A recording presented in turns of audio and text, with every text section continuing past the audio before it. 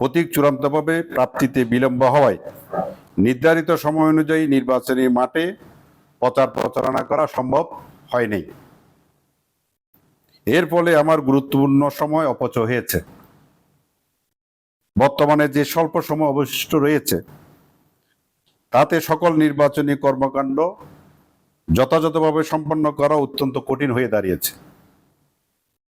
উপরন্তু আমার ব্যক্তিগত পারিবারিক কারণ বিবেচনায় আমি এই নির্বাচন থেকে সরে দাঁড়ানোর সিদ্ধান্ত গ্রহণ করেছি। একই সঙ্গে 11 দলীয় নির্বাচন ঐক্যজোটের অন্যতম প্রধান শরিক দল বাংলাদেশ জামাত ইসলামীর মনোনীত দাঁড়িপাল্লা প্রতীকের প্রার্থী জনাব ডাক্তার মোহাম্মদ ফরিদুল আলমকে আমার পূর্ণ সমর্থন প্রদান করছি। এম ইয়াকুব আলী 11 দলীয় নির্বাচন ঐক্যজোট সমর্থিত ওএলডিপি মনোনীত সংসদ সদস্য প্রার্থী চট্টগ্রাম 12 নির্বাচনী প্রতীক ছাতা। যেহেতু আমরা 11 দলীয় জোটে আছি, এটা বাস্তব প্রেক্ষাপটটা আপনাদেরকে আমি জানালাম।